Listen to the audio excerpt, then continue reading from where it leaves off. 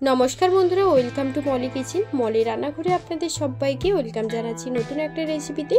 काछे दूरे आमार सकल बंधुरा आशा करछि सबाई खूब भालो आछेन एबं सुस्थ आछेन। बंधुरा आजकेर आमी आपनादेर जोन्नो शेयर करछि दारुण स्वादेर इलिश भापा रेसिपि। समस्त मशला जदि हातेर काछे थाके तबे किन्तु इलिश माछ रान्ना करते खूब बेशी समय लागे ना। आर इलिश माछ जेमनই रान्ना হোক না কেন খেতে কিন্তু অপূর্ব স্বাদ হয়। আজকের এই ভিডিওটা সম্পূর্ণ দেখার জন্য আপনাদের কাছে রিকোয়েস্ট রইল অবশ্যই কিন্তু শেষ অবধি স্কিপ না করে ভিডিওটা আপনারা দেখবেন। আশা করব আজকের এই ভিডিও আপনাদের খুবই ভালো লাগবে। তো চলুন এখন রেসিপিটা দেখে নিই। ইলিশ মাছের এই ভাপাটা বানানোর জন্য সবার ফার্স্টেই আমি এখানে নিয়েছি ইলিশ মাছ।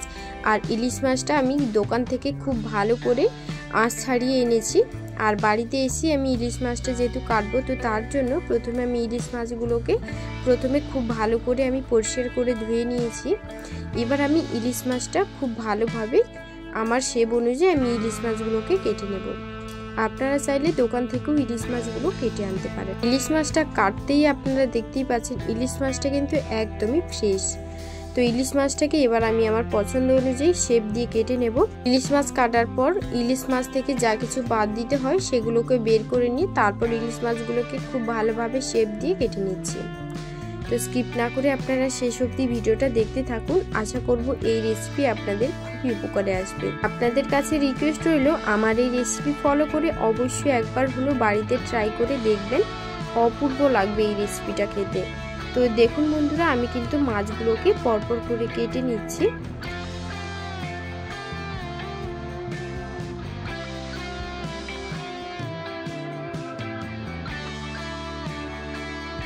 তো বন্ধুরা দেখতেই পাচ্ছেন আমার কিন্তু মাছগুলোকে কাটা হয়ে গেছে। আর মাছটা কাটার পর একবার আমি খুব ভালোভাবে ধুয়ে নিয়েছি। মাছটাকে কিন্তু খুব বেশি ধোয়ার প্রয়োজন নেই, মানে একবারের থেকে বেশি ধোয়ার প্রয়োজন নেই। একবার থেকে বেশি ধুলে ইলিশ মাছের যে গন্ধটা থাকে ওটা কিন্তু চলে যাবে। তার জন্য মাছটাকে একবারের মতন ধুয়ে নিয়েছি। আর ইলিশ মাছ যেহেতু আমি আজকের ভাপা বানাবো তো তার জন্য আমি মাথাটাকে আলাদা করে রেখে দিয়েছি, ওটা আমার পরে যে কোনো রান্নাতে আমার লেগে যাবে। এদিকে মাছের মধ্যে লবণ, হলুদ আর লঙ্কার গুঁড়ো দিয়ে খুব ভালোভাবে মাছটাকে মাখিয়ে নেব। এখানে পরিমাণ অনুযায়ী লবণ, হলুদ আর সামান্য লঙ্কার গুঁড়ো দিয়ে খুব ভালোভাবে মাখিয়ে নিয়েছি। মাখানোর পর এটাকে আমি 10 থেকে 15 মিনিটের জন্য রেস্টে রেখে দেব যাতে লবণ আর হলুদটা খুব ভালোভাবে মাছের মধ্যে ঢুকে যায়। তো মাছটা মাখিয়ে নেওয়ার পর আমি কিছু এখানে মশলা বানিয়ে নেব। তো তার জন্য আমি প্রথমেই শিলনোড়াতে নিয়ে নিচ্ছি কয়েকটা শুকনো লঙ্কা, আর মানে 5-6টা মতন শুকনো লঙ্কা এর মধ্যে নিয়েছি। আর নিয়েছি 4 থেকে 5টার মতন কাঁচা লঙ্কা। তারপর এর মধ্যে দিয়ে দিতে হবে 2 থেকে 3 চামচের মতন কালো ও সাদা সর্ষে। আপনারা চাইলে শুধু কালো কিংবা সাদা সর্ষে দিয়েও করতে পারেন। কালো ও সাদা সর্ষেটা আমি প্রায় 4 থেকে 5 চামচের মতন এর মধ্যে দিয়েছি। আর দিয়ে দিচ্ছি 3 থেকে 4 চামচের মতন পোস্ত। আর আমি এখানে 4 চামচ পরিমাণে আমি পোস্ত আর সর্ষেটা এখানে দিয়েছি। এরপর জল দিয়ে খুব ভালোভাবে একটা স্মুথ পেস্ট বানিয়ে নেব। আপনারা চাইলে মিক্সারেও এটা পেস্ট করে নিতে পারেন। তো দেখুন বন্ধুরা আমার কিন্তু খুব ভালোভাবে পেস্টটা করা হয়ে গেছে।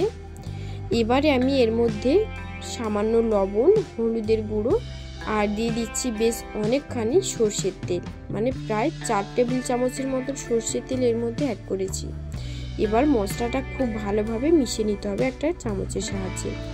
এখানে একটা কথা বলে রাখি, এই মশলাটা বানানোর সময় আপনারা মিক্সারও ব্যবহার করতে পারেন কিংবা শিলনোড়াও ব্যবহার করতে পারেন, তবে শিলনোড়ার স্বাদ কিন্তু সম্পূর্ণ আলাদা আসে আর টেস্টটা কিন্তু অসাধারণ হয়। তো খুব ভালোভাবে আমি মিশিয়ে নিয়েছি। আর এখানে একটা কথা বলে রাখি, আপনারা যদি মিক্সারে মশলাটা বেটে নিতে চান সেক্ষেত্রে মিক্সারের মধ্যে মানে মশলার মধ্যে সামান্য পরিমাণে লবণ দিয়ে তারপর একটা পেস্ট বানিয়ে নেবেন। না হলে কিন্তু মানে লবণ যদি না দেন তাহলে কিন্তু একটু তিতকুড়ি ভাব মানে তেতো ভাবটা খুব মানে চলে আসবে। তো লবণ দিয়ে করলে সেটা কিন্তু আর হবে না। তো এবার মশলাটা খুব ভালোভাবে মেশানো হয়ে গেলে এবার আমি মাছগুলোকে পরপর করে দিয়ে খুব ভালোভাবে মশলার সাথে মিশিয়ে নিচ্ছি। দেখুন মশলার সাথে খুব ভালোভাবে মাছটাকে মিশিয়ে নিচ্ছি। আর মাছটা যেহেতু আমি এখানে ভাপা করব তো তার জন্য আমি কিন্তু মাছটা এখানে না ভেজেই আমি মশলার মধ্যেই দিয়ে দিয়েছি। আপনারা যারা কাঁচা মাছ ভাপা খেতে পছন্দ না করেন সেক্ষেত্রে হালকা করে মাছটা 2 পিঠ ভেজে নিতে পারেন, দিয়ে মশলার মধ্যে দিয়ে তারপর রান্নাটা করতে পারেন, সেক্ষেত্রেও ভালো স্বাদ হয়। তবে ইলিশ মাছ যেহেতু, তো সেক্ষেত্রে কি হয়, ভাপাটা কাঁচা ইলিশেই বেশি ভালো হয়। তো আমি এবার 10 মিনিটের জন্য রেস্টে রেখে দিয়েছিলাম। তো এবার 10 মিনিট পর রান্নাটা শুরু করছি। তো তার জন্য কড়াই বসিয়ে দিয়েছি। এবার কড়াইয়ের মধ্যে সামান্য সরষের তেল দিয়ে তারপর দিয়ে দেব 1 চামচের মতন কালো জিরে, আর দিয়ে দিচ্ছি 2টো কাঁচা লঙ্কা। এবার ফোড়নটাকে খুব ভালোভাবে ভেজে নিতে হবে। খুব ভালোভাবে ভাজা হয়ে গেলে এবার আমি মাখিয়ে রাখা মাছটা দিয়ে দিচ্ছি। মাখিয়ে রাখা মাছটা দেওয়ার পর ফ্লেমটাকে কিন্তু একদমই লোতে করে দিতে হবে। আর এখানে একটা ছোট্ট টিপস আপনাদের সাথে শেয়ার করি। ইলিশ মাছের ভাপার বেশি স্বাদ পেতে হলে আপনারা কিন্তু এই যে মশলা মাখানো মাছটা কড়াইয়ের মধ্যে দিলেন, এই প্রথম এইখান থেকে শুরু করে একদম রান্না যতক্ষণ না শেষ হচ্ছে ততক্ষণ পর্যন্ত কিন্তু আপনাকে ফ্লেমটাকে একদমই লোতে করতে হবে। তাহলেই দেখবেন ইলিশ মাছের ভাপার স্বাদটা একদম অন্যরকম হবে, আর খেতে হবে অসাধারণ, এক কথায় অপূর্ব লাগবে খেতে। তো আপনারা যদি এই টিপসটা ফলো না করেন তাহলে কিন্তু ইলিশ মাছের এই যে ভাপা রেসিপিটা কড়াইতে করবেন সেটা কিন্তু খুব বেশি ভালো আসবে না। এই টিপসটা অবশ্যই ফলো করে একবার হলেও দেখতে পারেন, খুব ভালো লাগবে। তো আমি এখানে 2 বাটি মতন জল দিয়েছি। দেওয়ার পর ওপর থেকে আরও কিছুটা পরিমাণ সরষের তেল দিয়ে দিলাম, 2 চামচের মতন সরষের তেল একটু ওপর থেকে দিয়েছি।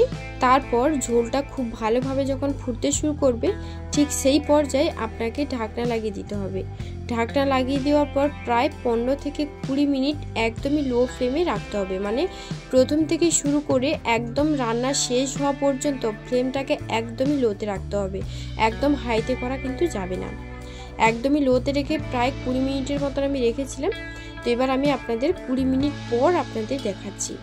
আপনারা নিজেরাই দেখুন 20 মিনিট পর ঝোলটা কিন্তু একদমই শুকনো হয়ে গেছে, বেশ অনেকটাই গাঢ় হয়ে গেছে, আর তেল ছাড়তে কিন্তু শুরু করেছে, গ্রেভি থেকে তেল ছাড়তে কিন্তু শুরু করেছে, আর মাছ কিন্তু একদম ভালোভাবে সেদ্ধ হয়ে গেছে।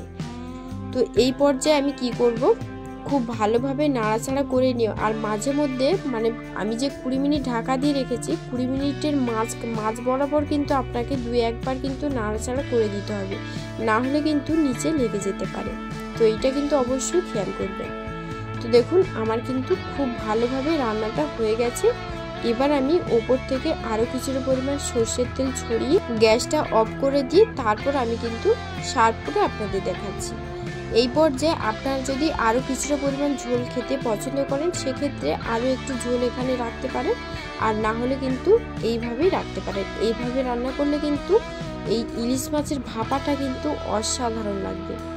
তো ভিডিওটা আপনাদের কেমন লাগলো কমেন্টে অবশ্যই জানাবেন, এবং আমার এই রেসিপি যদি আপনাদের ভালো লেগে থাকে তাহলে বাড়িতে অবশ্যই ট্রাই করবেন, আর কমেন্টে জানাবেন আপনাদের খেয়ে কেমন লাগলো।